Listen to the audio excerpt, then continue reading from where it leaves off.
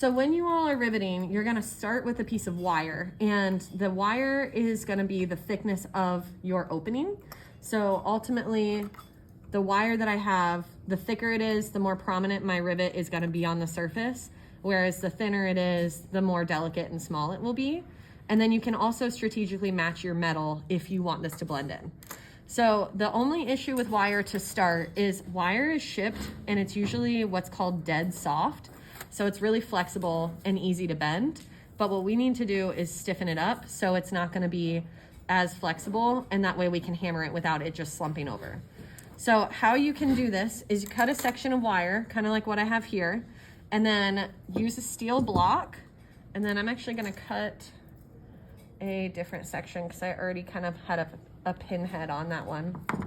We have two different kinds of pliers. We've got our regular little flush cutters, or our little wire cutters. These are called flush cutters. So when these cut it, it's not gonna leave a slight point at the end of the wire like these do. And that's gonna help you later, and I will show you how. So I'm gonna cut this, and I cut a little bit more than what I need. And then what I'm gonna do is, this is the tricky part. You can either use this anvil or you can use another steel block, but we'll have to share. It sounds kind of awful, sorry. You're gonna roll this like a coil of clay.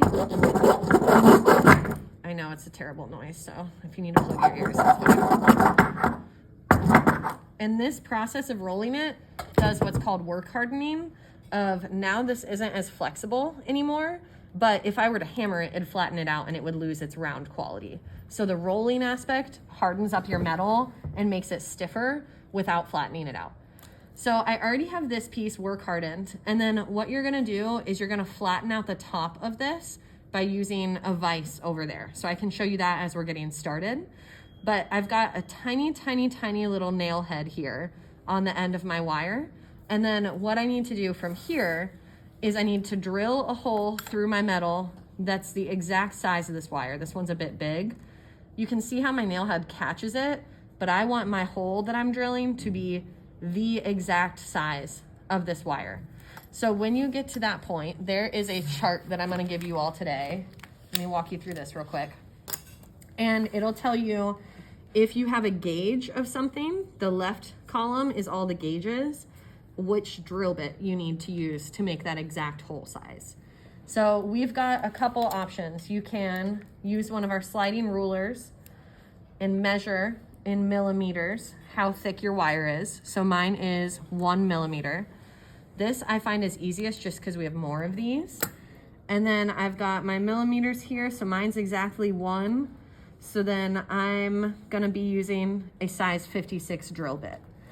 The reason this is so precise is if I do have a hole that's slightly too big, when I go to hammer this flat, my wire's just gonna wiggle around and it's not gonna actually stay in place.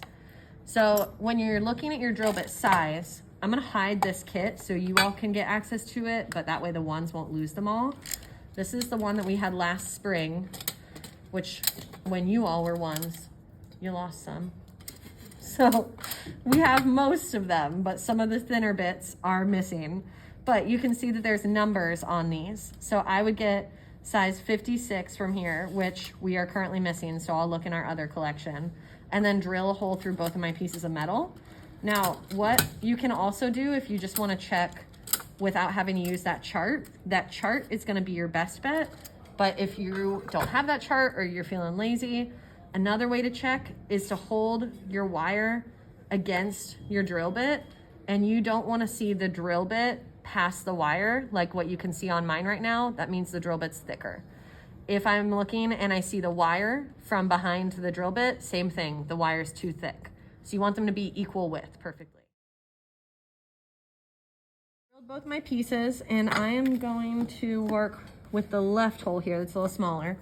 This little pushback, you can just use one of our files and get rid of those burrs that are on the back of your piece, because you want to make sure that there's nothing separating them. So those are all cleaned off now.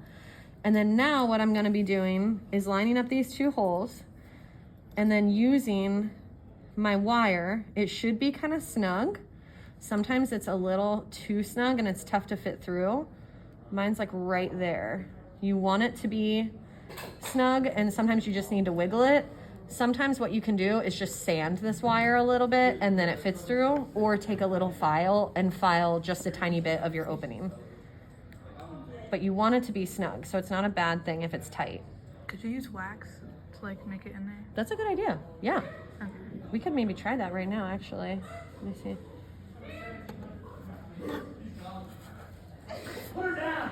Football boys, how did I know? Great for the video.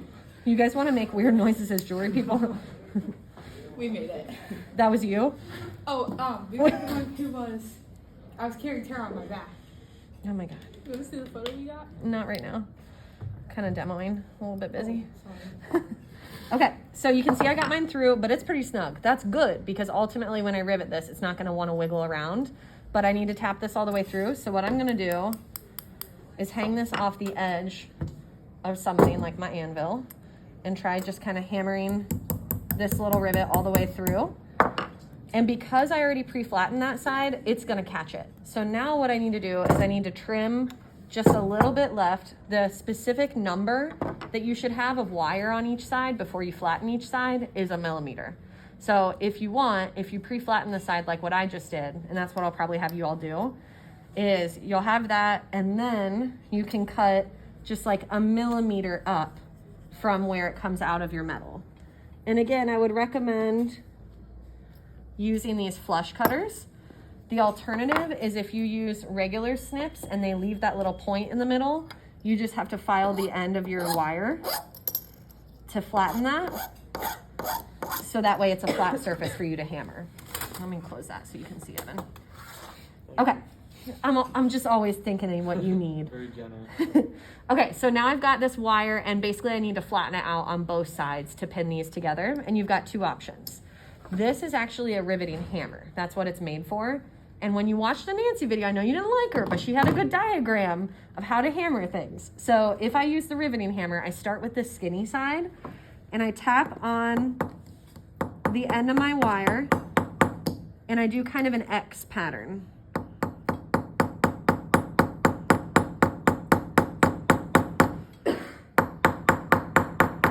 So that starts to flare it out and flatten it.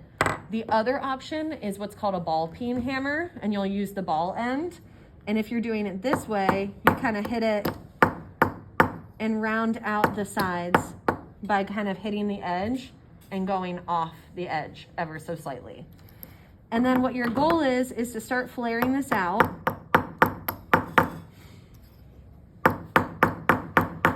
And then once you get it started to flare out, this is where like those micro glasses help.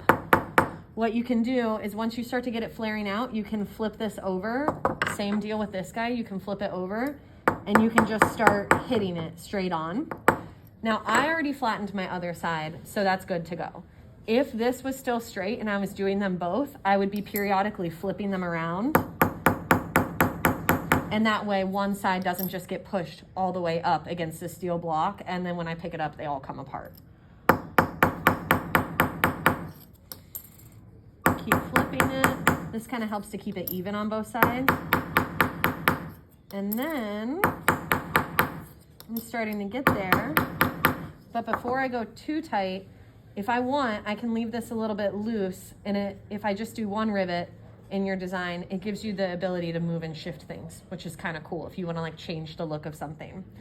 But if you go all the way tight, let me tighten it up all the way.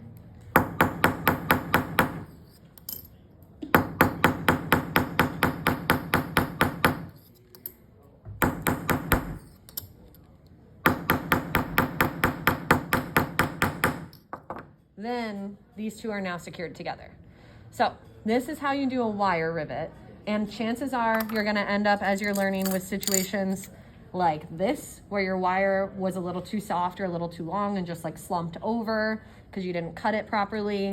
You might have some pieces that just slip through. So that's why we're gonna practice before you do your actual. Does that sound okay for people? Okay, cool, cut it.